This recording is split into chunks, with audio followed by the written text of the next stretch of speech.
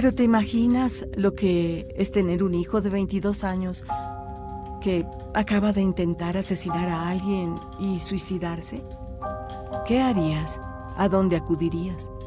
¿Había algún lugar?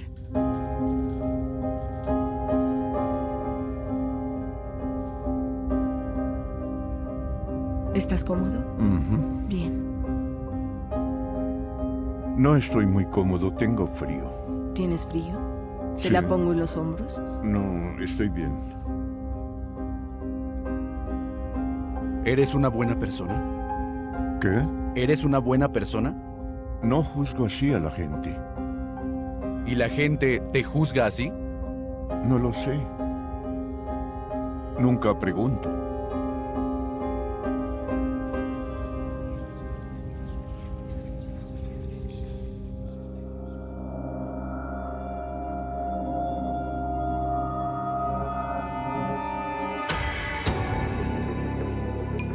La esquizofrenia se diagnostica entre los 17 y 24 años. Es una historia trágica. Ser parte de la familia Galvin es ser parte de una tragedia. Esta mutación estaba presente en todas las personas de esa familia que tenían esquizofrenia. Pueden oír voces que les ordenan hacer cosas. Lanzar un gato a la hoguera. Descuartizar a un perro en la bañera.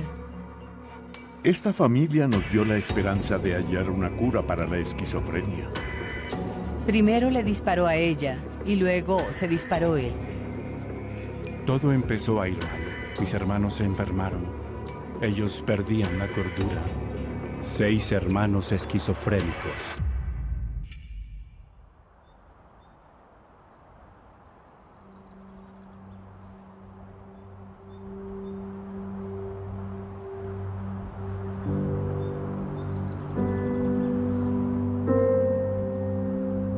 No existía la paz al vivir con 9 hermanos y 2 hermanas en una casa pequeña.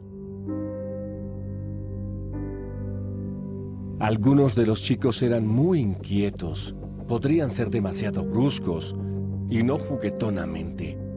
Eso indicaba que algo andaba mal. Nunca lo hablábamos, no sabíamos qué pasaba. Tras el primer incidente causado por Donald, pasaron años antes de que nos hiciéramos a la idea de que algo grave pasaba.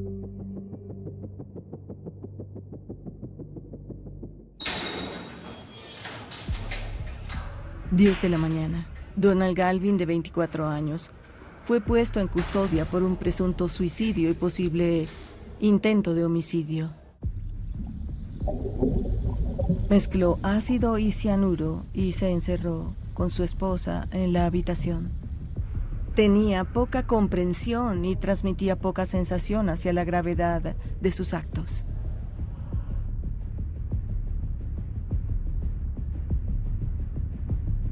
Aquí hay registros del Hospital Psiquiátrico del Pueblo, del 15 de julio de 1970.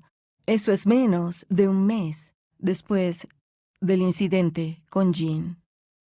Dice, Donald es entregado a su padre que vive en Colorado Springs, quien buscará terapia psiquiátrica privada y continuará con la medicación.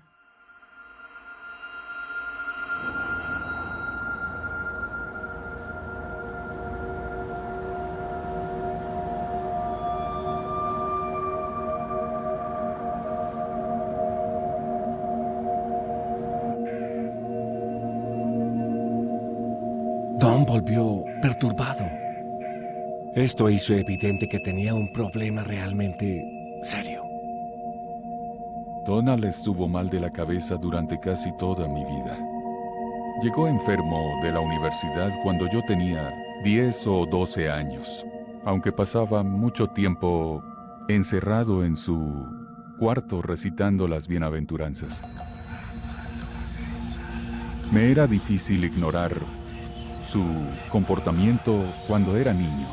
Yo no sabía lo que era la esquizofrenia para entonces. Pero sí, a partir de los 11 años más o menos, supe que tenía un problema grave.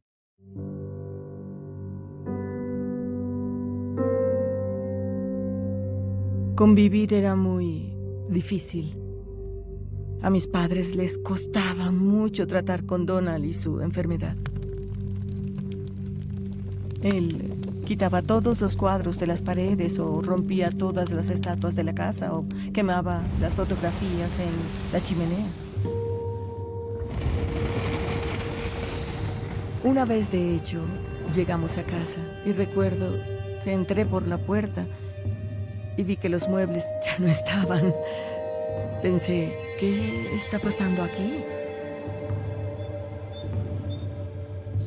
Y la respuesta llegó a mí un momento después.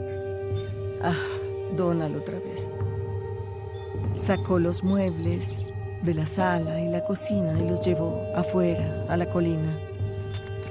Mis padres no eran muy buenos para lidiar con las situaciones sin histeria, ira. Se enfadaban mucho con él. Y eso provocaba que se agitara y se pusiera más violento.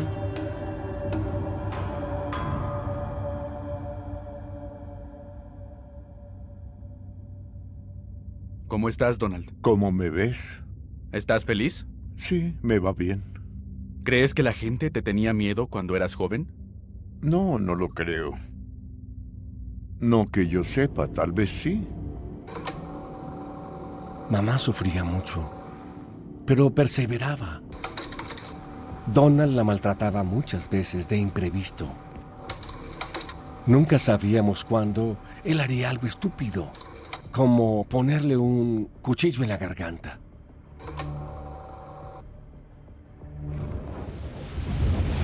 Recuerdo bien que Donald atacó físicamente a mi madre varias veces. Y mis hermanos intervenían, Jim, Mark y Joe quizás. A mí, en lo particular, él nunca llegó a amenazarme ni a hacerme daño físico, pero le teníamos mucho miedo. Fuimos testigos de su agresividad. Y mi madre puso a Jim a cargo de cuidar a los más pequeños.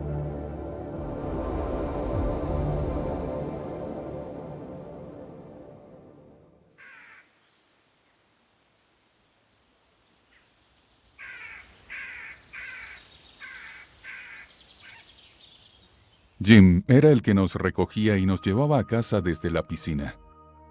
Nos llevaba a la pista de patinaje en invierno y cosas así. Era divertido estar con Jim. Era genial. Conducía un pequeño convertible rojo, tenía una moto y usaba una chaqueta de cuero. Lo llamaban James Dean. Lo asociaban con esa personalidad de chico a quien la escuela le quedó grande. Era el chico malo. Jim era fiestero. Me llevaba a lugares cuando yo aún era menor. Pero él era mi hermano mayor. Me decía, pareces mayor de edad. Conocí a Katy, con quien él se casó una de esas noches. En un bar, bebiendo cerveza. Katy era una chica muy encantadora. Era buena persona. Jim era afortunado de tenerla. Yo tenía 3 años cuando ellos se casaron. Katy y Jim siempre se hicieron responsables de los niños pequeños. Mis padres lo agradecían. Y yo adoraba estar con ellos. Eran divertidos. Siempre eran muy divertidos. Pero él tenía un lado muy oscuro, que era horrible.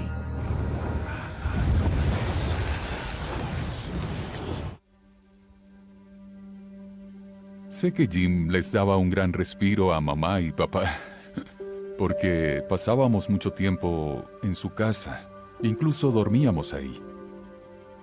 Y durante muchos años, Jim y Katy parecieron ser una pareja feliz. Pero de verdad no sé cómo era realmente su relación. No sé cuánto recuerdan mis otros hermanos de esos tiempos, pero Jim era extremadamente abusivo con Katy.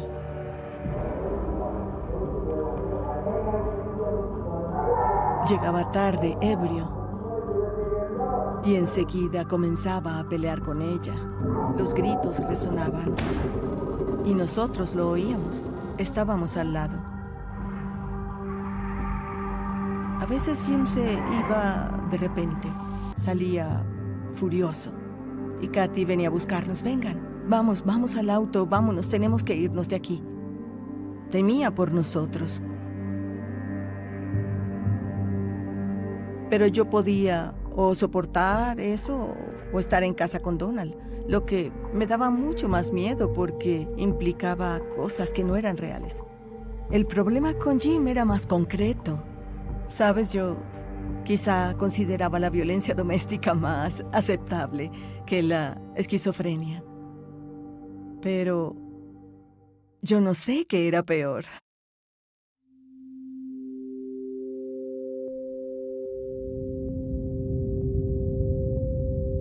¿Qué es la esquizofrenia? Pensar en muchas cosas. Eso hace que siempre estés demasiado aturdido. Es duro para aquellos con esquizofrenia. ¿Por qué es duro para ellos? ¿Qué hace que sea tan duro? No saber detener tus pensamientos.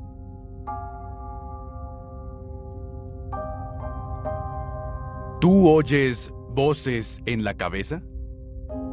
Cuando estaba lejos de ellos, decidí alejarlas porque un ángel me habló. Ya no oigo voces. ¿Pero antes las oías? ¿Perdón? ¿Antes oías voces? Sí, me agradaban. Hay muchas causas por las que la gente llega al estado de comportamiento y experiencia llamada esquizofrenia, pero hay características comunes. Y la más dramática es la que llamamos alucinaciones, que pueden ser muy frecuentes, muy perturbadoras y dominar la vida de la persona. Oyen cosas. Lo que suelen oír son voces. Oyen múltiples voces de personas que no conocen. Rara vez son amistosas. Suelen comentar negativamente sobre su comportamiento, su aspecto, sus ideas. Las voces pueden ordenarles hacer cosas muy destructivas. Y claro, generan muchísima ansiedad y desasosiego. Esta experiencia es de las más dramáticas y angustiosas de las personas con esquizofrenia. Don y yo no nos llevábamos bien. Y Don era físicamente abusivo. Él y Jim se peleaban todo el tiempo.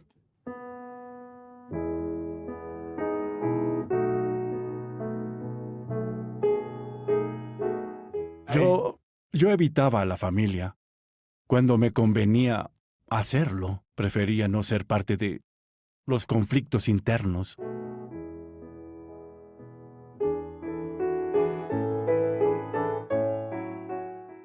Después de graduarme de la secundaria, no volví a menudo a Colorado Springs, porque obtuve una beca para estudiar música. Mi instrumento principal fue el piano. Ese fue el que escogí.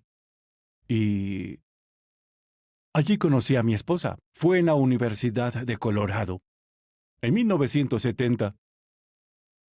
Nos casamos en enero del 71, hace unos 51 años.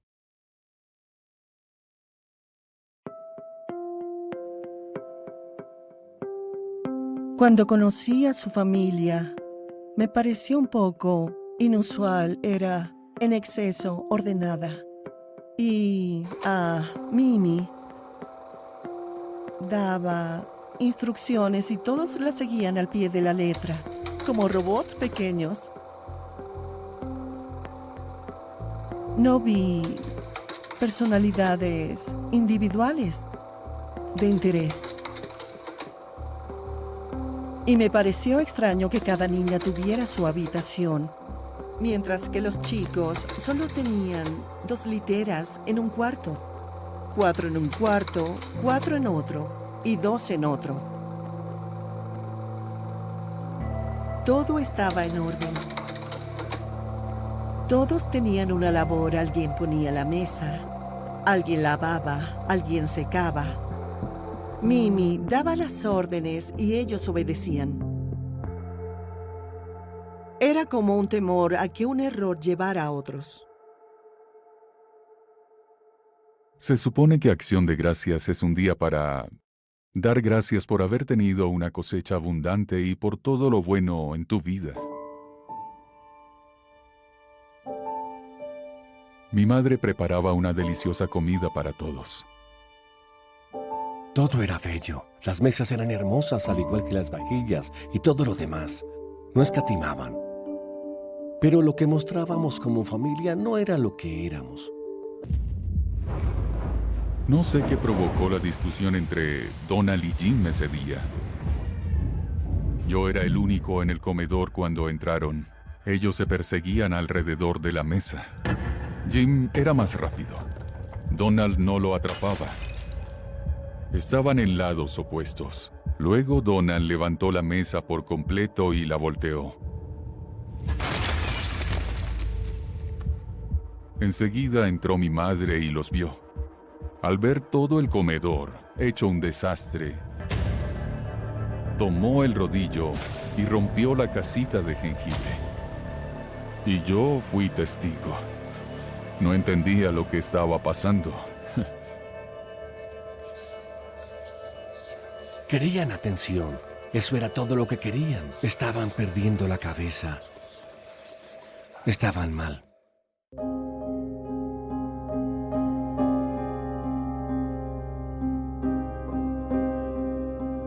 Pienso que mis padres sabían que Jim tenía algo malo, pero todo se derrumbó en cuestión de... Me pareció que fue muy poco tiempo. De niño no tenía ni idea de que Jim era esquizofrénico. Donald fue el primer hermano en enfermarse. Pero yo aún no sabía de Jim. Sabía que había tenido algunos problemas de joven cuando lo internaron en el Hospital Fitzsimmons en Denver. Pero le dieron de alta y parecía estar bien. Cuando era niña, nunca supe que él estaba enfermo. No tenía indicio alguno de que él hubiera buscado tratamiento o de que mis padres lo ayudaron. Pero en retrospectiva es obvio que estaba bastante enfermo.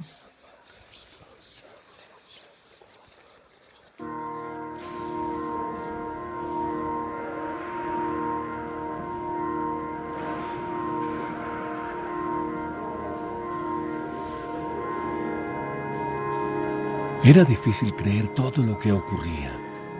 Jimmy corría desnudo. Donald se vestía de monje y no dejaba de preguntarme qué pasa con mis hermanos. Y empecé a pasar tiempo con mis amigos, a compartir con otros fuera de la casa, a consumir drogas experimentales.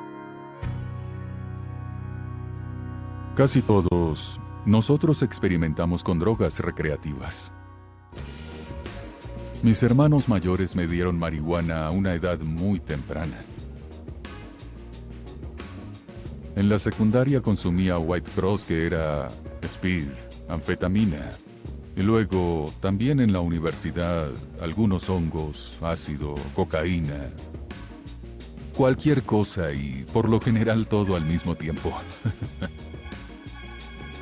Cuando era niña y mis padres se iban por viaje de negocios, mis hermanos mayores hacían fiestas en casa, en Hidden Valley, y consumían muchas drogas. Vi a mi hermano fumando marihuana cuando volvimos de la universidad. No podía creerlo. Yo era atleta entonces. Si te atrapaban fumando o algo así, te echaban del equipo, te suspendían. Y no hacía nada de eso.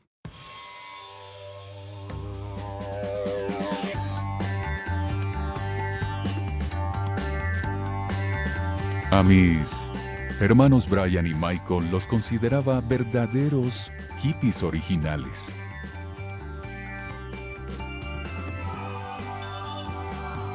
Michael fue a Woodstock.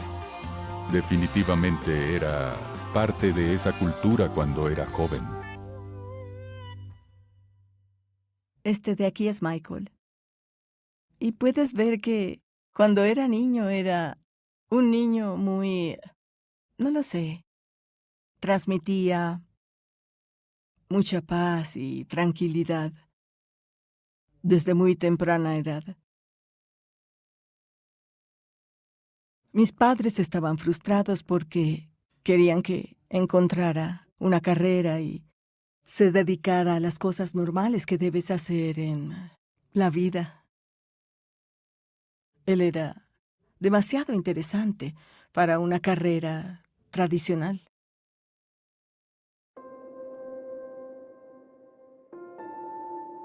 Él es particular.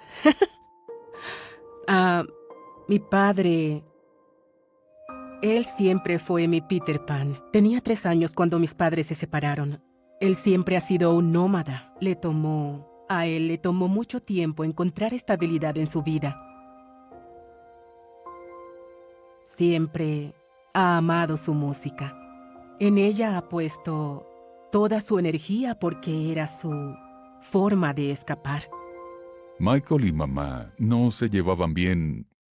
Cuando él era joven, él era rebelde. Sin duda. Mamá siempre quería que se cortara el pelo y cosas por el estilo. No creo que ella entendiera a los hippies. Él era contracultural. Él personificaba lo que mis padres temían que causara la esquizofrenia.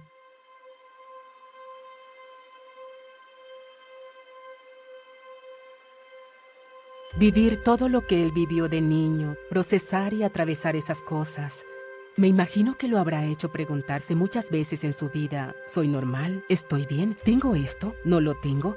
Si yo hubiera crecido en un hogar como ese, creo que me habría preguntado, wow, ¿esto también me va a pasar a mí?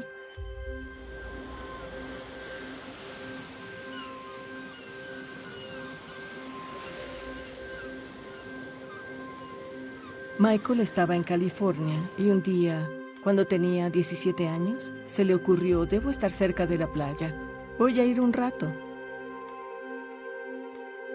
Y decidió cortar camino por un vecindario o un parque de caravanas.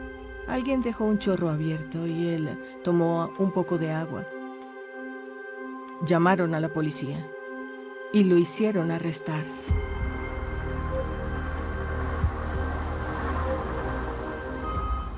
Acabó en un hospital psiquiátrico estatal de máxima seguridad en California durante 6 meses, a los 18 años. ¿Te lo imaginas?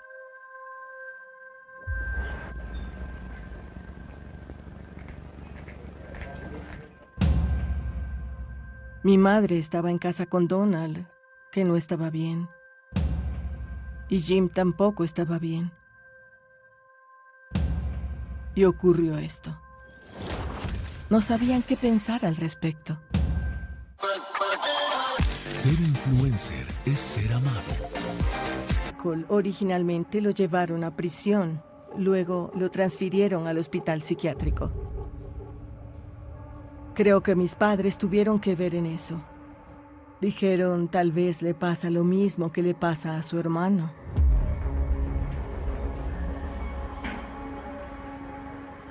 Había cierto hacinamiento y lo dejaron escoger, y él decidió ir a una institución psiquiátrica en lugar de quedarse en prisión, lo cual según él era una experiencia solo para locos de remate.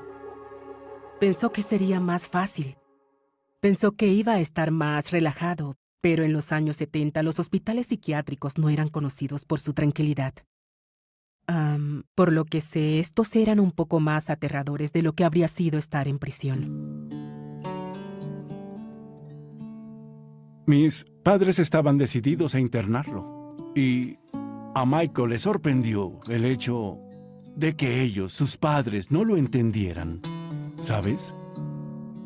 Si tienes un hermano enfermo, todos se preguntan si sigues tú. Eso te va a pasar a ti. Creo que mis padres sospecharon que él tenía esquizofrenia. No sé si fue porque ya lo habían vivido con algunos de mis otros hermanos y por eso pensaron por qué no le pasaría a otro. Con Michael eso habría sido un diagnóstico erróneo.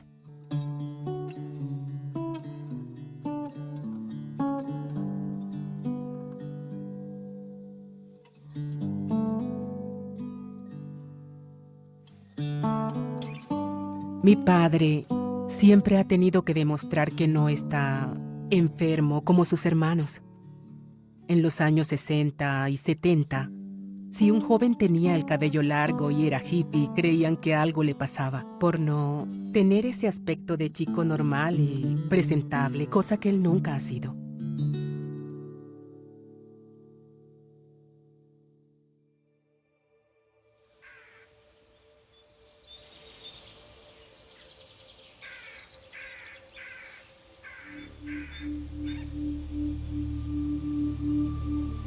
Hablé muchas veces con mi madre por teléfono sobre lo que estaba pasando. Yo lidiaba con todo esto a medida que se fuera presentando, es decir, solo un problema a la vez. Nunca pensaba en el panorama general. Ella me comentó de ciertos momentos en los que Donald intentó estrangularla y luego matarla.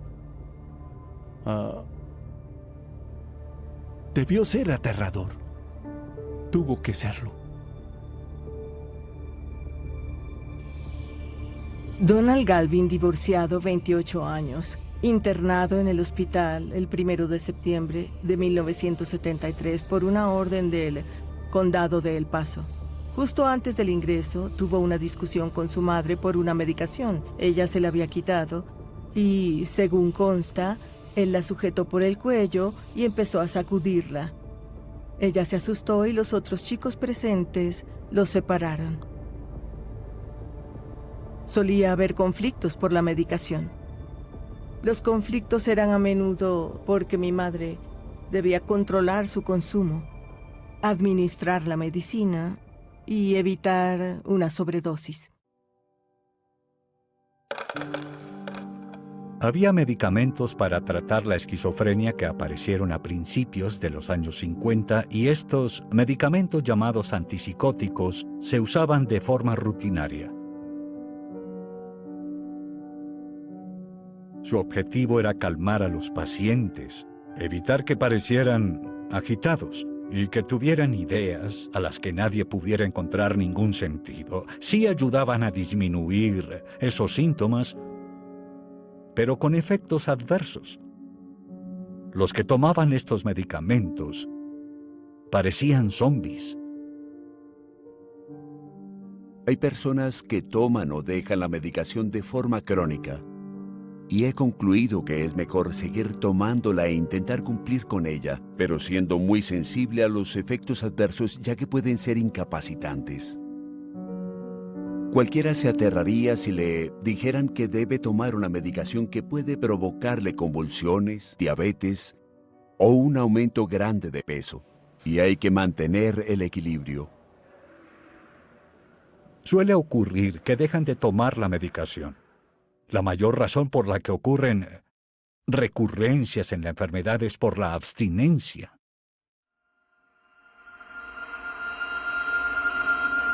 Cuando íbamos a su casa, su madre nos decía, no hay cuchillos afilados aquí.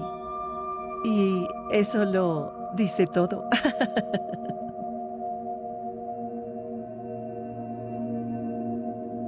John y yo viajamos en una vieja caravana con un refrigerador, porque no quería dormir en la casa. Una vez nos invitaron a una cena. Su madre alistó las camas para nuestros hijos y así que los dejamos con los padres de John.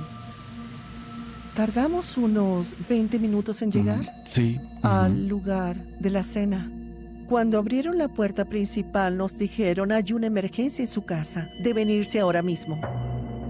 Y Nos subimos al vehículo y nos apresuramos a casa. Había varias patrullas allí con las luces encendidas. Daban vueltas. Estaba oscuro. Corrí a las escaleras y la policía me dijo, no pueden entrar. Y dije, mis hijos, mis hijos.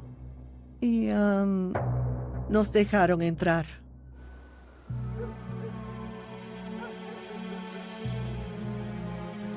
La madre de John se encerró en su cuarto y allí llamó a la policía. Creo que Jim andaba por la casa con un arma o algo así. Fue aterrador. Tengo un 323, necesito asistencia. No hay que ser muy listo para comprender lo que podría haber pasado. Era posible hallar cadáveres.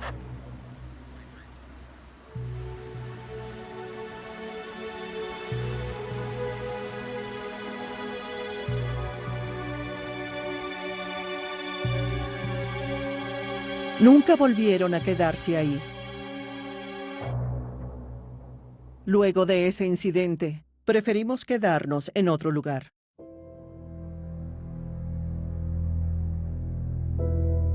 Era mucha violencia. Sí, violencia crónica. Era muy crónica. Pero mi madre contaba con Jim para que él sacara a los niños de la casa. Mis padres solo podían contar con él. Jim, por supuesto, también causaba mucho daño. Pero él no era el único.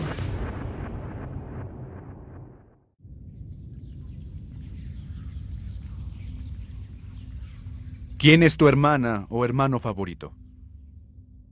Brian. ¿Brian es tu favorito? Brian, sí. ¿Por qué te agradaba? Tocaba bien el piano. Y también tocaba la flauta. Lo hacía bien, por eso me agradaba.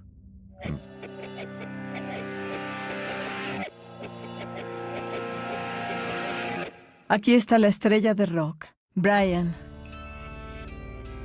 Fue antes de que yo naciera, pero todo el mundo hablaba de que él había creado una banda en la secundaria que tocó por todo el estado. Aquí está. Esta es muy buena. Así es como lo recuerdo. El cabello largo, el bigote al piano, tocando música. Mi hermano Brian podía escuchar una canción en la radio y luego tocarla en el piano o la guitarra tras escucharla una vez. Él era un joven con ese tipo de habilidades. Era muy talentoso. Mi primer recuerdo de Brian es con su banda de la secundaria Paxton's Backstreet Carnival. Y luego en la universidad. Durante sus años allí, tocaba con una banda de rock and roll muy famosa de vez en cuando. El rock and roll era la contracultura, ¿no?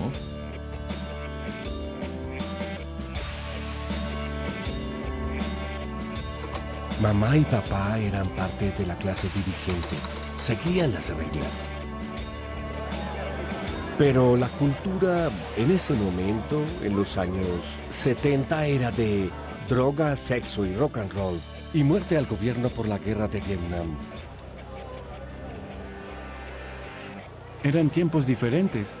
Todo era antisistema. Era un mundo nuevo. Mis padres decían que Brian tomó otro camino. No el camino académico tradicional de ir a la universidad. Decían que él apuntaba a las estrellas, que él sería famoso. Por alguna razón, mi familia estaba convencida de que Brian sería una estrella de rock. Yo seguía en la universidad en Boulder. Alenté a Brian a que se inscribiera y también estudiara música. Y lo hizo por un semestre, creo. Pero luego decidió mudarse a California y comenzar una banda allí.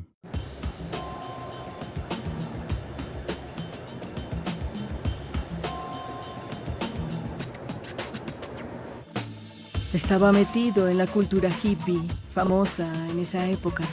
Aquí. Pero estas dos fotos, sin lugar a dudas, lo muestran como lo recuerdo. Tuvo gran éxito con su banda de la escuela, que mis padres creían que era una evolución natural que intentara convertirse en una estrella de rock en California.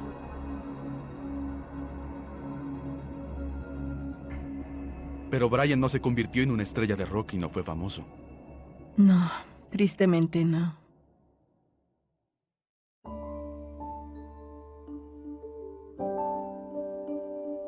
Todavía recuerdo claramente a la novia de Brian, Noni. Los recuerdo muy felices juntos. Se divertían. Ellos fueron el primer amor de ambos, me imagino. La única vez que vi a Noni fue cuando nos visitó con Brian allá en la casa. Él vino de California en un viaje de visita. Y yo hablé con ella por un momento durante su estadía allí.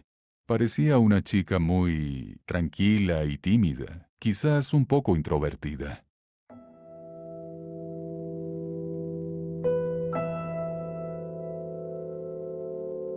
Noni era la menor de 3 hermanos. Mi madre era su hermanastra. Era una chica bella. Cabello largo y rubio. Tenía el bronceado propio de California. Ojos azules, todo eso. Sin duda era bonita. Fue a la universidad en Sacramento y ahí conoció a Brian. Brian estaba en una banda que se presentaba en uno de los campus allí. Fui más cercano a Brian que a mis otros hermanos. Cuando se fue a California, al parecer era feliz con su novia.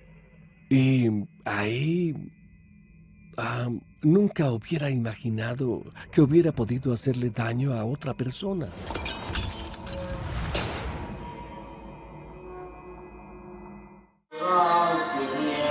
Es el demonio encarnado. Me trasladaban. El guardia abrió la puerta y allí estaba. Pensaba que yo era Jesús. Me dijo, te contaré todo lo que hice. Le pregunté, ¿por qué le hiciste esto a estas personas? Vi que mi padre lo hacía. No tenía ninguna duda de que había más víctimas. El asesino y el salvador. Por ID. Todos recordamos esa sensación de escuchar un golpe en el sótano. Pero en este caso, realmente era cierto. Vi el cuerpo con una gran espada saliendo de él. Había sido apuñalada al menos unas 26 veces. Es una escena de asesinatos de Halloween ahí adentro. Asesinatos en la calle Elm. Por ID. Cosas que no te dejan dormir. Tengo una cita médica en la mañana. No, algo más espantoso. Aún me quedan 19 años de pago de hipoteca. Un poco menos. Vampiros, zombies, hombres lobos. ¡Eso! Ok, niños, pongan sus caras de guerra.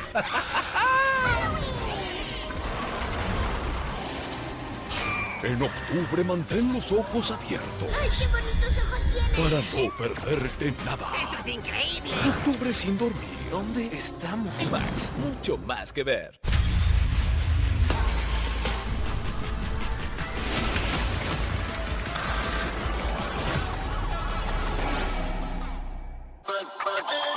Ser influencer es ser amado, pero también odiado. Pero cuando el odio entra al mundo real, las consecuencias son fatales.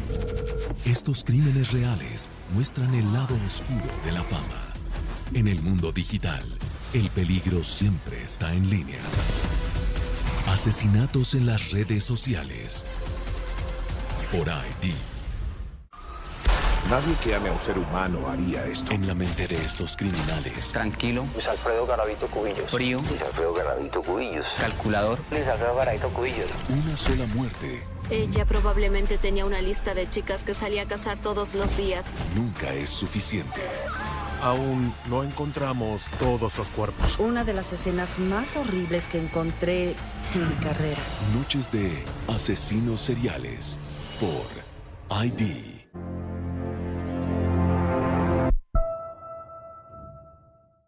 La modelo Kim Pandelios fue dada por desaparecida el viernes. Parecía como si se hubiera desvanecido en el aire. Ella no tenía idea del lado sórdido de este negocio. Creo que estamos hablando de un asesino en serie.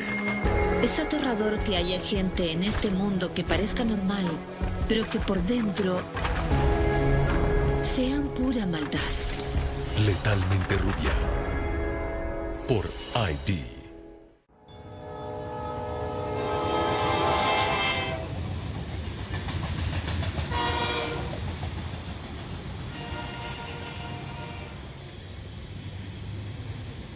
Una mañana mi padre me llamó y él fue directo al grano.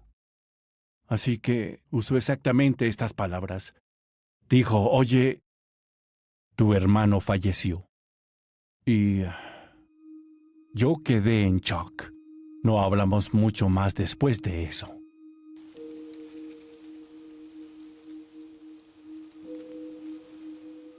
De alguna manera entró al apartamento de ella y se mantuvo al acecho hasta que Noni llegó.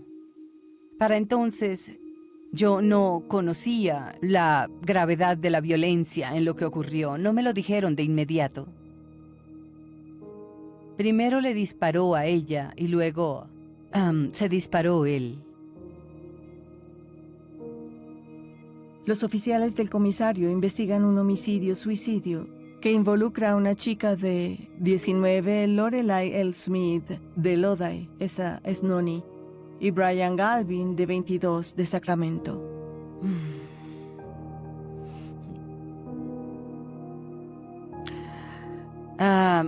Lorelai Smith, 19 años, hija de un médico de El Cerrito. Al parecer fue asesinada por su exnovio, quien, según la policía, se suicidó disparándose con un rifle calibre 22. No hubo signos de lucha en la escena. Quedé en shock. Nunca creí que Brian fuera capaz de algo así. Pero nunca supe que él tomaba medicación para tratar la esquizofrenia. Él ya la tomaba y yo no lo sabía, no tenía idea. Mis padres nunca me dijeron que él recibiera algún tratamiento médico.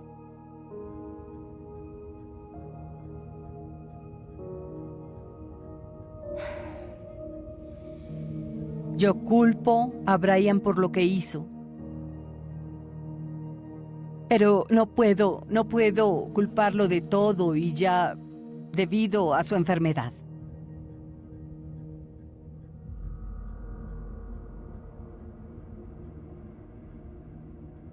Hay muchos informes y charlas sobre la violencia y las enfermedades mentales, en particular la esquizofrenia. Los hechos son claros al respecto. La inmensa mayoría de los pacientes con diagnóstico de esquizofrenia no son violentos ni peligrosos, pero no hay duda de que a veces se producen actos violentos perpetrados por personas con problemas con psicóticos. Esto es demasiado infrecuente, pero recibe mucha prensa porque es dramático. El suicidio, en cambio, que es una forma de autoviolencia, es más común, y los estudios de seguimiento han revelado que hasta un 20% de los diagnosticados con esquizofrenia morirán a causa del suicidio. Esta es una consecuencia muy grave de esta enfermedad.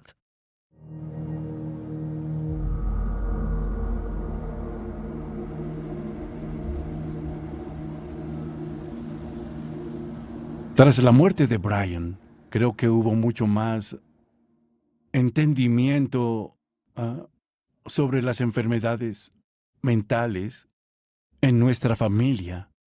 Hasta ese momento lo habíamos tomado muy a la ligera. Pero luego, cuando Brian se suicidó, creo que todo cambió en la familia. Todo era más sombrío, en especial para mis padres. El día se convirtió en noche. Los consumió.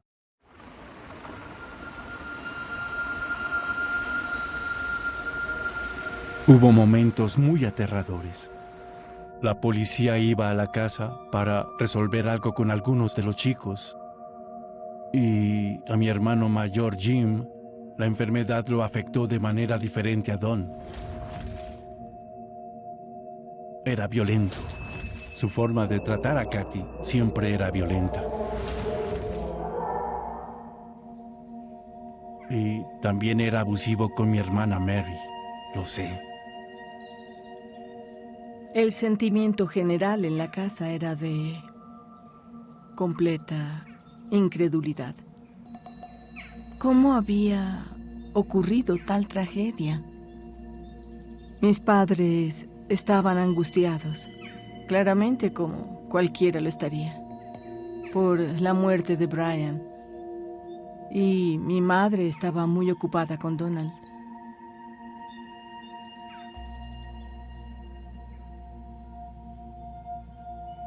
Convivir con la esquizofrenia es muy difícil. Yo solo tenía las opciones de quedarme en Hidden Valley Road con mis hermanos esquizofrénicos o estar en la casa de mi hermano Jim, que me lastimaba, me agredía, me violaba.